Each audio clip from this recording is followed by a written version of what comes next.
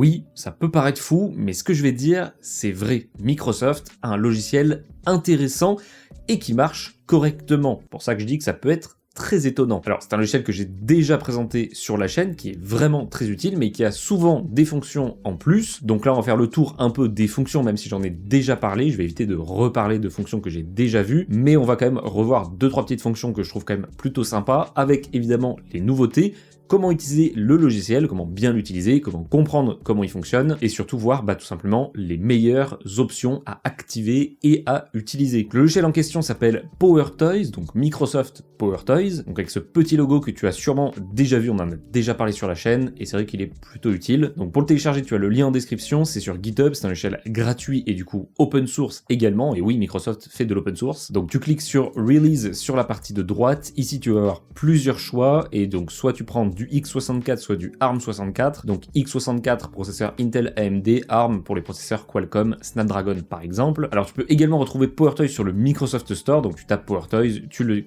sélectionnes et tu l'installes. Ou du coup, troisième option que je préfère, mais pas tout le monde a ce logiciel qui est selon moi indispensable, c'est tout simplement Uniget UI, donc là t'écris PowerToys, tu fais rechercher et tu peux l'installer directement juste ici. Ou alors ce que je te conseille plutôt avec Winget, donc qui est juste ici, tu fais clic droit et installer. Petit rappel, parce que c'est bien de le faire de temps en temps, ce logiciel te permet de sauvegarder tous les logiciels de ton PC et de tous les réinstaller très simplement et automatiquement sur une nouvelle machine, une nouvelle installation. Bref, ça permet de faire gagner énormément de temps et ça détruit littéralement si tu connais Ninit. Mais revenons à nos moutons directement avec PowerToys. Donc une fois ouvert, tu vas voir cette page de configuration où tu auras la liste de tous les, on va dire, tous les toys sur la gauche, en tout cas toutes les options à potentiellement activer et potentiellement utiliser. Mais comme d'habitude, on va d'abord ouvrir les paramètres et régler le logiciel, donc dans Général. Alors en soi c'est plutôt simple, tu as la section des mises à jour ici, donc tu peux faire télécharger et installer automatiquement les mises à jour si tu veux. Tu vas pouvoir changer la langue, le thème, donc clair, sombre, l'exécuter au démarrage. Ce que je te conseille, s'il y a des options que tu as activées, faut que PowerToys soit lancé en arrière-plan, plutôt logique. Donc ça va te permettre de l'ouvrir automatiquement, afficher une icône dans la barre de système, donc en fait c'est la barre qui est juste ici. Si je le décoche, tu vois qui disparaît. Moi je préfère le faire disparaître, comme ça il n'y a pas un icône en plus, en sachant que de toute façon je vais le laisser tourner en permanence. Et ensuite tout en dessous, tu vas pouvoir sauvegarder ou restaurer tes paramètres, donc ça c'est pas mal si tu désinstalles l'application que tu veux restaurer ou que tu l'installes sur une nouvelle machine. Autoriser l'expérimentation avec des nouvelles fonctionnalités, ça fonctionne uniquement si ton Windows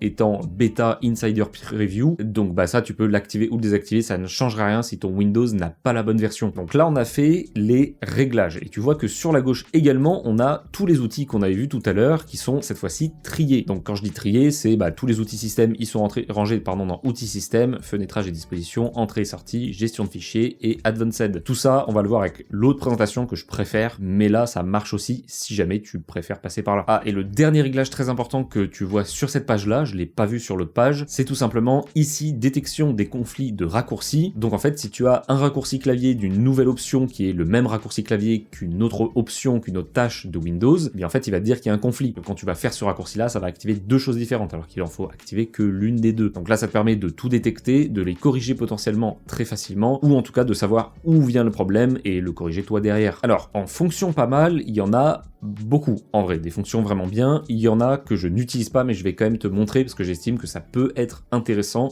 suivant les cas de figure. Alors le Advanced Paste, ça te permet tout simplement d'avoir un copier-coller, comme tu le vois ici, on va dire qu'il va aller plus loin. Par exemple, ici, tu vas pouvoir utiliser l'IA pour convertir un fichier en code par exemple, je dis n'importe quoi, c'est du code C++, et tu veux le mettre en Java, ça va pouvoir le convertir directement en copier-coller. Donc là, il va mettre par exemple convert to C et ajoute des commentaires, et bien ça va le faire automatiquement quand tu vas le coller sur l'autre page. Donc du coup, tu vois ici, ça a ajouté des commentaires, ça a modifié le langage évidemment vu que c'était la demande. Donc voilà, ça sera pas forcément très utile pour tout le monde, mais je trouve que c'est plutôt pas mal si tu es dans ce milieu-là, du coup plutôt du développement. Et du coup, pour l'activer, t'as juste à aller, si t'es sur la même page que moi en tout cas, ouvrir les paramètres, ce qui va t'ouvrir en fait l'autre page. Et ensuite ici, tu vas pouvoir l'activer ou le désactiver. Activer donc par exemple l'IA et en fait pas mal d'options comme notamment modifier les raccourcis clavier. Et là, tu le vois très facilement d'ailleurs. Ici, le raccourci est de couleur jaune, couleur de Windows, de mon Windows en tout cas de base. Mais ici, il y a une couleur un peu différente tout simplement parce que le raccourci est déjà utilisé par une autre action. Donc c'est un petit moyen visuel qui te permet de te dire là, attention, il va falloir que tu modifies le raccourci, soit le raccourci qui est de base, donc Windows Shift V, ou alors tu modifies directement ce raccourci-là, donc le petit crayon, tu enregistres et tu mets un autre raccourci. Alors cette fonction, elle est vraiment bien, c'est Always on Top, donc avec n'importe quelle fenêtre, je vais utiliser cette fenêtre-là, mais ça marche avec n'importe quelle fenêtre que tu as pu ouvrir. Tu vas faire Windows CTRL T, tu vas voir que ta fenêtre est encadrée, alors la couleur peut changer en fonction de la couleur de base de Windows, et en fait si la fenêtre est encadrée, ça veut dire qu'elle sera toujours en premier plan. Si j'ouvre un logiciel par exemple, mais en fait le shell sera derrière, impossible de le passer devant, même si je clique dessus, tout simplement parce qu'il est en Always on Top, donc après si tu veux l'enlever, tu refais le même raccourci, et là tu pourras changer de fenêtre. Donc ça c'est quand même plutôt utile, ça dépendra évidemment des cas de figure, mais l'avantage c'est que tu peux le faire avec n'importe quel logiciel. Color Picker, alors ça on en a déjà parlé dans la précédente vidéo sur Portail, mais qui date d'il y a très longtemps. C'est tout simplement une option, alors ça va être un peu niche, mais je trouve ça très utile. Si tu fais Windows Shift C, et bien tout ce que ton curseur pointe, tu as la couleur précise, donc le code hexacolor si je dis pas de bêtises, précis. Donc là par exemple le orange, je sais que c'est du E9A, etc. Si je clique, et bien là il me l'ouvre, donc le format Xcolor, je crois que c'est ça le nom, hein. Donc c'est le E9 quelque chose, j'ai aussi le format en RGB ou en HSL. Donc par exemple si je veux utiliser cette couleur précisément dans Photoshop, et bien j'ai la valeur à mettre dans le logiciel pour avoir exactement la même. Et ça c'est vraiment très pratique parce que ce n'est pas possible autrement. Enfin si, tu fais une capture d'écran, tu la mets sur Photoshop, ensuite tu sélectionnes, bref, c'est long, c'est chiant, là c'est rapide, c'est efficace et c'est intégré entre guillemets dans Windows. Et évidemment, si tu cliques sur ouvrir les paramètres, tu as plein de paramètres que tu peux personnaliser, le raccourci clavier, tu peux modifier les actions de la souris, donc avec le clic principal, clic central, etc.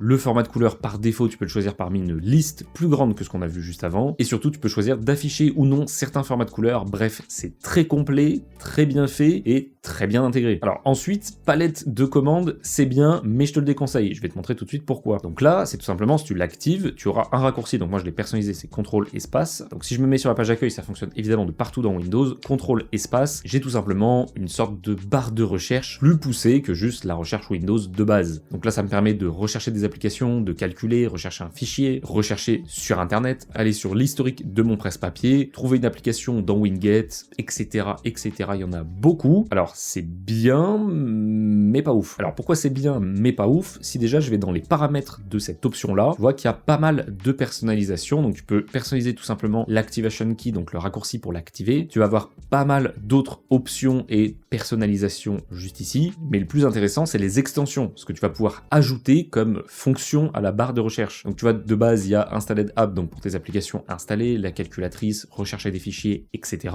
que tu vas pouvoir d'ailleurs activer ou désactiver en fonction de ce que tu utilises ou ce que tu n'utilises pas. Mais surtout, depuis le Microsoft Store, tu vas pouvoir en télécharger et en ajouter. Et tu vois qu'il y en a, pas beaucoup. On reconnaît un peu des logos, on reconnaît le logo Steam notamment, le mode Dark Mode ou Light Mode. On a quand même des options, mais je trouve que c'est vraiment pas complet et pas si fou que ça. C'est bien, mais c'est pas aussi bien que d'autres applications. Alors quand je dis d'autres applications, si j'appuie ici sur la touche Windows, tu vois que j'ai une interface, une barre qui s'est ouverte, avec tout simplement des options bien plus poussées. Par exemple, si j'écris Light, eh bien je peux savoir précisément la luminosité de mes écrans, et surtout je peux la personnaliser. Par exemple, ici on a mon Samsung à 28% et mon MSI à 30%. Imaginons que mon MSI, je veux le passer plutôt à 60%. J'écris donc 60, je sélectionne mon MSI vient de passer à 60%, et ce n'est pas une modification logicielle, ça modifie dans les paramètres de l'écran, dans l'interface de l'écran. Alors ça, c'est une option parmi tant d'autres. Si je vais dans les réglages donc de Flow Launcher que je t'ai déjà présenté à 100% sur la chaîne, et qui en plus a un design beaucoup plus sympa, on voit que dans Plugin, j'en ai installé quand même pas mal, hein. On a par exemple Kill Process, donc qui me permet de tuer un processus. Donc si j'écris Kill, je vois tous les processus lancés sur mon PC, et je peux les kill. Si je veux kill Apple Music par exemple, eh bien j'écris Apple Music, je clique dessus, et Apple Music a Alt F4 directement. Donc là, c'est quand même beaucoup plus complet, et si on va dans le Plugin Store pour voir la liste des plugins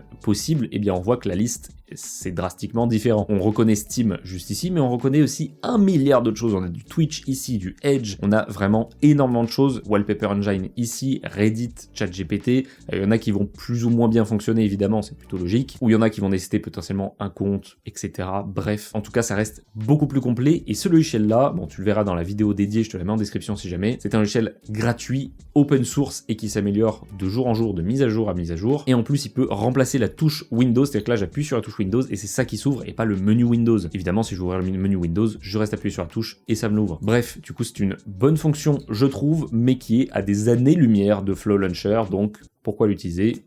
Je ne sais pas. Et je vais d'ailleurs tout de suite le désactiver. Alors, autre fonction plutôt sympa, je trouve que c'est plutôt sympa, ça va être 50-50 un peu, c'est rogner et verrouiller. En fait, ça te permet, comme l'exemple ici le montre très bien, de choisir une application, de rogner cette application et d'avoir une fenêtre de l'application, mais uniquement avec ce que tu as choisi. Exemple très concret, je vais faire Windows CTRL SHIFT R, c'est un peu chiant de base, faut que je pense à l'activer d'abord. Donc Windows CTRL SHIFT R. Ici, normalement, vous voyez sur le record, ici du coup je peux rogner directement. Et donc là, ça m'a ouvert l'application, mais uniquement avec ce que j'ai choisi d'afficher, et c'est interactif. Alors le côté interactif, c'est écrit que ça peut être buggé suivant les applications, donc c'est pas forcément recommandé. Là, je le fais pour le test, mais du coup, on voit bien que sans souci, je peux aller sur les différentes sections sans que ça m'ouvre le reste de la page, sans que ça m'actualise le reste de la page. Ça peut être plutôt sympa sur des présentations, par exemple, sur ce genre de choses, ou même sur une interface, une petite page que tu te mets sur le côté, et ensuite tu veux revenir à la page d'avant, bah tu peux fermer, la page d'avant se réouvre, et donc là, si tu veux juste rogner sans avoir un risque de bug, tu fais le raccourci qui est juste ici, que j'ai modifié parce qu'il est déjà attribué de base. Donc moi j'ai mis Windows CTRL SHIFT O, donc là pareil, je sélectionne une zone, je la mets, et donc là je l'ai bien à côté, elle n'est pas interactive, mais elle est interactive en fonction de la page de base. Donc la page de base c'est elle, l'original, si je fais défiler, tu vois que ça défile en même temps, sans problème, mais par contre ici, j'ai beau cliquer, ça ne fait rien. Donc voilà, ça peut être plutôt sympa, j'espère que sur le record ça s'est vu quand j'ai sélectionné, normalement oui, il n'y a pas de raison, mais on sait jamais. Alors après, il y a d'autres fonctions que je vais pas montrer ici, mais qui sont vraiment intéressantes, comme Fancy Zone, mais je l'ai déjà montré dans la première vidéo, et ça a pas vieilli, donc je peux le laisser comme ça. En tout cas, je peux la laisser sur l'autre vidéo, donc tu peux aller la voir si ça t'intéresse. Là, ce que je n'avais pas présenté, il me semble, dans l'ancienne vidéo, c'est fichier locksmith. Et ça, j'ai au début pensé que c'était de la merde, et en fait, je pense que c'est juste génial. Alors, qu'est-ce que c'est? Eh bien, on va ouvrir les paramètres pour l'activer, et je vais te montrer très simplement. J'ai pas d'exemple, mais on va essayer d'en trouver. Alors, pour le faire fonctionner, c'est très simple. Il faut que tu fasses un clic droit sur n'importe quel fichier. Là, c'est une photo, mais ça marche sur n'importe quel fichier. Ensuite, chercher Unlock with File Locksmith. Et ici, il me trouve rien parce que mon exemple est très compliqué à faire. Mais en fait, ici, il va trouver toutes les applications qui bloquent la suppression du fichier. Par exemple, si je veux supprimer ce fichier-là, donc là, ça va marcher. Mais s'il y a un service en fond qui l'utilise, une application qui l'utilise, qui bloque du coup la suppression, et bien en fait, Locksmith, ça va être un peu un gestionnaire des tâches. Il va me montrer tout ce qu'il utilise et tout ce qui bloque la suppression. En tout cas, tout ce qui bloque une potentielle action. Et ça va me permettre tout simplement de faire fin de tâche, donc Alt F4, ou comme dans gestionnaire des tâches, tu peux faire fin de tâche. Sinon, en vrai, l'explication en vidéo est pas mal aussi. Donc en fait, c'est Unlock with Locksmith, pardon. Ici, il va détecter ce qu'il utilise, tu fais End Task et c'est fini. Tout simplement, c'est très simple. Et ça, je sais pas toi, mais vu le nombre de fois où ça m'est arrivé un fichier que je voulais supprimer mais qui était utilisé, j'arrivais pas à savoir où, et ben en vrai, c'est plutôt pratique, mais je l'ai découvert après, bien évidemment. Alors là, on va aller un peu plus vite. Extension de l'explorateur de fichiers, ça va te permettre tout simplement d'avoir une prévisualisation sur plus de fichiers. Par exemple, tu vas pouvoir prévisualiser des fichiers comme des fichiers PDF. Donc prévisualiser, c'est juste ici, comme quand tu peux prévisualiser des photos. Vraiment dur à dire comme terme. Bah là, tu pourras le faire sur plus de fichiers. Et donc là, pareil, si tu ouvres les paramètres, tu peux activer ou désactiver certains formats. Donc là, par exemple, PDF, c'est désactivé de base. Je peux l'activer. Alors là, on a une remontée de bugs avec le shell Outlook notamment. Donc voilà, activer en fonction de ce que tu as sur le PC, de ce que tu utilises ou pas. Mais en vrai, c'est quand même plutôt pas mal pour prévisualiser plus de formats. Ensuite, pour rester dans l'explorateur de fichiers, on va avoir Image Resizer. Donc ça, on va retourner sur mon exemple de photo. Donc par exemple, la photo 17, je fais clic droit dessus, je vais chercher Image Resizer ou redimensionner avec Image Resizer. Là, ça m'ouvre une petite fenêtre et donc là, ça me demande si je veux redimensionner l'image dans des formats préfaits, donc petit, moyen, grand et téléphone. Ou alors, je peux carrément personnaliser, mettre la valeur que je veux ici et ici, avec des réglages type remplir, ajuster, étirer, et si c'est en pixels, pouces, pourcentage, centimètres, etc. Et surtout, ce que je te conseille pas forcément de faire, c'est fichier écrasé si ça t'écrase la photo originale, en sachant que ce qui est ici, petit, moyen, grand, c'est pas forcément des trucs, enfin je veux dire, une photo en 854 par 480, c'est pas très utilisable. Moi j'aurais plus mis 1080p en petit, et bah du coup ce que je peux faire, c'est aller dans les paramètres, et là petit, et bien je l'édite, et je me mets par exemple en du coup 1920 par 1080, ce qui est du coup du 1080p. Le moyen, je peux me mettre par exemple en 2,5K, donc c'est 2560 par 1440, vous avez compris le principe, et ça permet tout simplement de personnaliser vraiment à 100%. Ah, et autre chose très importante aussi, c'est l'encodage de secours, donc JPEG, PNG, TIFF, GIF, etc. Je me mets en PNG. Niveau de qualité, pour mettre plus ou moins de qualité sur la photo pour que ça soit plus ou moins compressé, donc plus ou moins gros. Moi, je mets 100% dans tous les cas, parce que de toute façon, je vais pas l'activer. Et après, on peut faire entrelacement PNG, compression TIFF, format et nom du fichier. Bref, tu peux personnaliser beaucoup de choses. Si tu veux un usage vraiment classique, tu peux laisser les paramètres par défaut, mais je pense au moins choisir les résolutions de base, en tout cas les résolutions préfaites, donc petite, moyenne, grande, c'est le minimum. Alors ensuite, en pas mal, on va pas s'attarder dessus parce que c'est très complet et ça va pas toucher tout le monde, c'est Keyboard Manager qui va te permettre tout simplement, donc si je fais ouvrir les paramètres et que je l'active, ça va te permettre notamment de remapper les touches ou même créer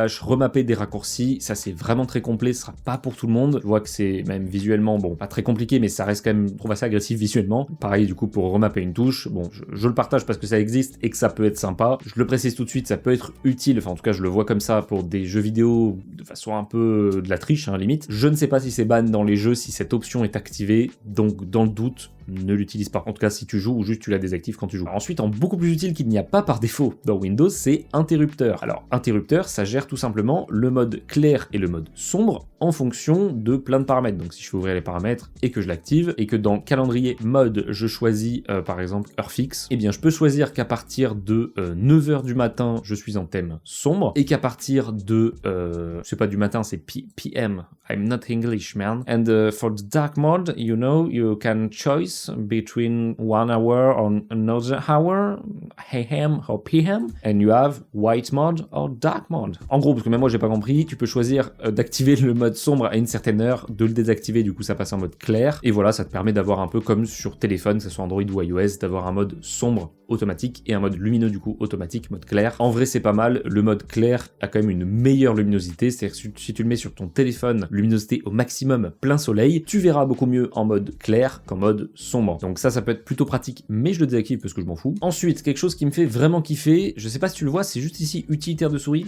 je pense pas que tu le vois, attends 2 secondes, voilà, là tu le verras mieux, utilitaire de souris, juste ici, ça te permet d'avoir notamment cette petite fonction qui est plutôt sympa. En fait, c'est simplement, et en vrai ça m'arrive plutôt souvent en ce moment, à cause de la fatigue notamment, c'est que si par exemple, je ne sais plus où j'ai mis le curseur de la souris, je cherche sur mon écran, je ne le vois pas, j'appuie 2 fois sur contrôle, j'appuie une fois trop, et ça va s'allumer et me montrer directement où est le curseur, c'est plutôt pas mal. Si je clique, ça disparaît. Alors il y a d'autres paramètres qui peuvent être intéressants, donc il y a ce petit paramètre là, mais il y a aussi surligneur de souris, donc si je fais Windows Shift H pour l'activer, et bien à chaque fois que je clique, ça va mettre un petit point lumineux.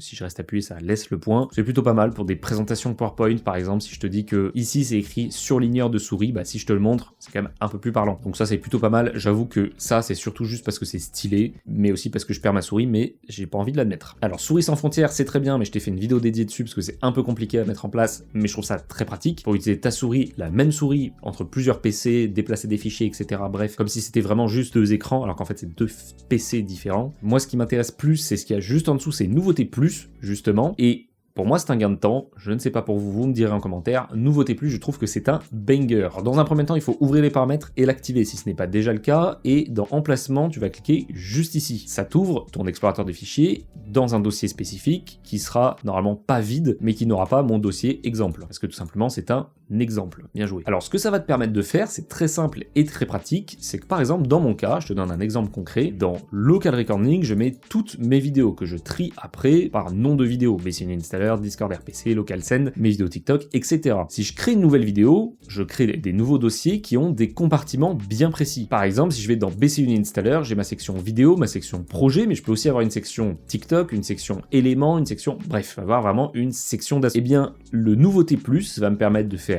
clic droit, nouveauté plus, exemple, il me crée le dossier exemple, que je peux après renommer, je ne sais pas, le nom de ma vidéo, bah par exemple ma vidéo que je suis en train de faire actuellement, donc Power Toys, je ne sais pas écrire, c'est terrifiant. Et là, du coup, si j'ouvre le dossier Power Toys, eh bien, j'ai directement les dossiers que j'ai pré-enregistrés. Et donc, en fait, ça, c'est très simple à paramétrer, à enregistrer. En fait, dans le dossier que ça t'a ouvert tout à l'heure, j'ai juste créé un dossier que j'ai nommé exemple, avec des dossiers dedans, projet, proxy, TikTok, vidéo. Je peux même créer, si je veux, des fichiers texte, par exemple. Je te mets un texte document que j'appelle coucou par exemple, et bien là si je te recrée un nouveauté plus exemple et que je vais dedans, j'avais mis aux vidéos, bah j'ai bien le fichier coucou. Donc c'est plus que des CTRL-C, c'est vraiment en fait tu prends un exemple que tu vas copier et coller facilement, n'importe où sur ton PC, même après un redémarrage, même si tu as vidé ton presse-papier, bref, c'est vraiment un truc que je trouve indispensable par rapport à mon boulot et par rapport à mon organisation de travail, mais de manière générale je trouve que c'est vraiment un plus, cette option nouveauté plus. Et ensuite tout le reste, alors c'est bien, mais on va aller un peu vite dessus parce que c'est pas forcément, on n'a pas besoin de s'éterniser dessus. Aperçu, ça va te permettre avec un raccourci qui est là, contrôle espace, d'avoir un aperçu des fichiers. Power Rename, c'est vraiment pas mal, je l'avais montré dans l'autre vidéo PowerToys, donc si tu veux en détail, c'est tout dedans. C'est tout simplement une fonction qui te permet de renommer de façon plus poussée les fichiers avec une vraie grande personnalisation. C'est très utile, très pratique, mais pareil, il n'y a pas forcément 10 milliards de choses intéressantes à dire dessus. Alors, autre chose de plutôt sympa, ça rejoint un peu le color picker de tout à l'heure. Règle d'écran, ça te permet quand tu sélectionnes un élément d'avoir les dimensions précises via une règle. Enfin, pas via une règle, mais via les dimensions exactes, tout simplement écrites sur l'écran. Donc ça, c'est vraiment pas mal. Si j'ouvre les paramètres en espérant que ce soit sur la capture d'écran, si je fais du coup Windows Ctrl Shift M, ça m'ouvre exactement l'élément qui était ici. Donc là, par exemple, je peux sélectionner, je ne sais pas, ceci, et ça me met les dimensions exactes, 38 par 40. Du coup, je peux faire facilement un carré parfait, 42 par 42, très simplement. Après, j'ai d'autres outils juste ici, voilà, qui sont plus ou moins utiles. Du coup, ça me donne les dimensions exactement comme un laser quand on mesure un appartement. Je suis beaucoup dans le déménagement en ce moment. Ça te permet de savoir tout simplement d'un point A à un point B la distance. En vrai, c'est plutôt pratique. Bon, j'avoue que là, avec le fond d'écran, il aime pas trop, mais voilà, sur des applications, ça reste quand même plus pertinent. Et sinon, tu peux juste mettre la largeur ou tout simplement la hauteur. C'est toi qui vois. Alors, une fonction qui est utile, mais ça sert à rien de l'activer, je te le dis tout de suite. L'extracteur de texte, donc ça te permet de sélectionner un élément sur une photo par exemple et d'extraire le texte, donc copier-coller. Oui, c'est extrêmement pratique. Oui, vous avez envie d'activer cette fonction, mais non, vous n'avez pas besoin de l'activer. Tout simplement parce qu'avec le raccourci Windows Maj S, ou tout simplement la touche impré-écran sur Windows 11, tu as cette fonction, donc juste ici, de texte extractor, qui est également le même raccourci que affiché sur l'image, en tout cas affiché sur PowerToys. Donc tu cliques dessus, tu sélectionnes ton texte, donc juste ici, je crois que je l'ai bien sélectionné. Ensuite tu le sélectionnes là, tu fais copier, et là du coup si on va dans le presse-papier, on voit bien que je l'ai Experience Build for Focus. Pourquoi c'était dans PowerToys et maintenant c'est dans Windows? Tout simplement parce qu'il y a des fonctions, plein de fonctions, qui arrivent dans PowerToys d'abord, et qui par la suite arrivent dans Windows. C'est Microsoft dans les deux cas. Donc ça, pas besoin de l'activer. Espace de travail, je vais pas revenir dessus. Et Zoom It, c'est plutôt pas mal. Ça permet de zoomer sur du texte. Ça, si juste ça t'intéresse, je te le dis tout de suite, l'application existe en indépendante. C'est celle que j'utilisais sur certaines vidéos avant. Donc voilà, si t'as PowerToys, bah tu peux passer par PowerToys directement. Si tu n'as pas PowerToys et que tu veux juste cette fonction-là, bah tu peux l'installer en externe. Et donc une fois que tu as fini de tout sélectionner, tout paramétrer, etc., de tout activer, eh bien tu peux tout simplement fermer PowerToys et quand tu auras redémarré ton PC, il sera toujours actif si tu as activé l'option évidemment. Et d'ailleurs, je viens de vérifier sur Flow Launcher, si je vais dans les plugins, donc dans le plugin store, j'ai bien un plugin PowerToys qui me permet de lancer les outils PowerToys. Donc si je l'installe pour te montrer l'exemple, donc là j'installe le plugin, tu vas voir que c'est très simple. Ça s'installe automatiquement, le shell se relance en fond. Et ensuite du coup si j'ouvre Flow Launcher que j'écris PToys pour PowerToys, c'est le mot d'action, tu peux le personnaliser, c'est trop compliqué, ou juste si tu préfères un autre mot. Et ensuite ici tu as une liste de tout ce que tu peux activer ou non, tu peux aussi juste ouvrir les paramètres. Et donc là par exemple si je veux juste Color Picker, bah, je clique dessus et ça me l'ouvre directement. Et donc là c'est intégré dans Flow Launcher directement. C'est très pratique. Donc en soi on a fait le tour de ce logiciel, on a quasiment tout vu. J'ai épargné les trucs un peu longs parce que je l'avais déjà fait des vidéos dessus, soit des vidéos dédiées, soit une vidéo un peu plus globale, mais qui allait plus en profondeur pour ces réglages là. Donc là avec les deux vidéos que j'ai fait sur ma chaîne sur PowerToys, tu maîtrises à 100% les options et au pire des cas, s'il y a des nouvelles options ou des choses que t'as pas très bien compris ou des choses que j'ai même pas présentées, parce qu'il y en a où je me suis même pas attardé dessus, tu as la description qui est très bien faite et c'est toujours le même principe, ouvrir les réglages, personnaliser le raccourci, régler un peu plus en activant, désactivant des options, etc. Bref, ça reste quand même très intuitif et très bien fait, faut le reconnaître, Microsoft a réussi sur ce point, peut-être parce que c'est open source et que du coup d'autres personnes peuvent également participer au projet. Donc n'hésite pas à me dire si tu connaissais ce logiciel, si tu aimes ce logiciel également, si tu veux d'autres vidéos pour les nouvelles sorties des fonctions. Peut-être que si c'est une toute petite fonction qui nécessite pas forcément une vidéo complète, je pourrais faire un short, comme ça c'est plus rapide. Mais voilà, n'hésite pas à me dire si tu veux ce genre de vidéo sur ce logiciel-là. Et évidemment, n'hésite pas à liker, commenter, partager, t'abonner en activant la cloche, très important. Ça permet de soutenir la chaîne et le référencement également, et puis le travail aussi derrière, mine de rien. Et moi je vous dis à très bientôt, c'est officiellement la dernière vidéo dans mon décor actuel et mon chez moi actuel. Change de chez moi, donc on va voir ce que ça donne sur les prochaines vidéos, j'ai un peu hâte. Bref, je vous dis à très bientôt, non c'est peut-être pas la dernière, il y aura peut-être une, bref, je vous dis à très bientôt pour une prochaine vidéo, portez-vous bien, ciao ciao.